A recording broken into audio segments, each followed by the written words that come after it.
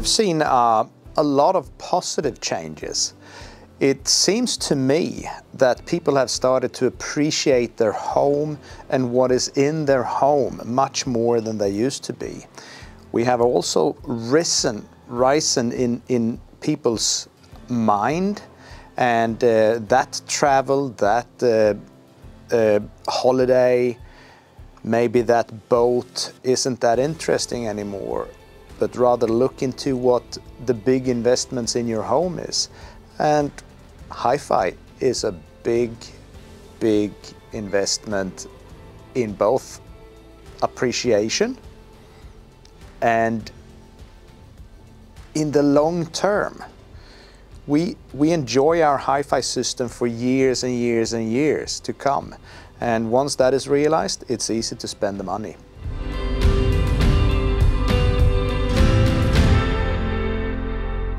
Launched products in Munich. We have used that time with the pandemic to look into our portfolio of products and really been working on our products. So we didn't have a lot of new products coming out for Munich, which one maybe could have assumed. The main launch was actually the QNET, which is a dedicated network switch that we have made from scratch. Everything inside this unit is made in our factory just outside of Boston. We have even invested in pick and place machine and in all the equipment needed to be able to build this unit. So I dare say this is the one switch out in the market that is built from scratch with the sole purpose of being an audiophile switch.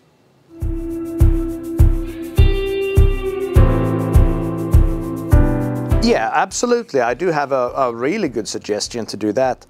First of all, I'd like to start with that and separate cables from accessories. We consider cables to be components. So, but then if you I kind of work and make it easy for myself and do half-half. So half on electronics and speakers and half on cables and accessories. And I just need to explain that a bit further. Keep it simple when it comes to electronics and speakers. If you're in a budget, do not try to have a lot of different units, because each and every single of those units will benefit greatly from a good power cord, from a good set of interconnects, if it is speakers, from a good set of speaker cables. So the more cables you need to add, the more components you have, the more cables you need to add. And if you have a really good all-in-one solution within this budget, then you only need to buy one power cord and one set of interconnects rather than do it twice. And therefore you can increase the level of performance significantly by doing it that way. So with any type of budget, try to limit the amount of components and buy really good more than one units that have more than one application. That's my suggestion. And also that budget, because you need good power cords, you need good interconnects, you need a good switch, which is an accessory, and you would need good resonance control. And the fewer components you have, the fewer of the resonance control you need, the fewer of the power cord, and you can invest in better of those.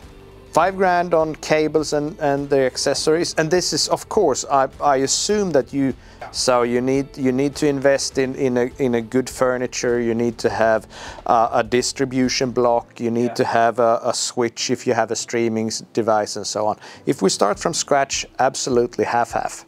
I don't think you could get away with Heimdall in that category. I would probably, I just have to look at the numbers, but I would probably assume that I go for a Red Dawn power cord, QB4, as a distribution block, and then 1 or 2 extra power cords, Blue Heaven or Red Dawn for that. And then if you do streaming, a Blue Heaven Ethernet, and you would have to have a pair of speaker cables. If you can get away with Blue Heaven or Red Dawn, perfect. And then you need a switch, you need a couple of sort cones, and you're there. That's 5 grand. All right, well, I'd like to, this is my first trip to Asia since the pandemic, and I am very delighted to meet the staff of Audiolab and being able to share experiences and look into system specifics with you guys, and to share this beautiful environment that you have made up for this. Really appreciate it. Thank you very much, guys.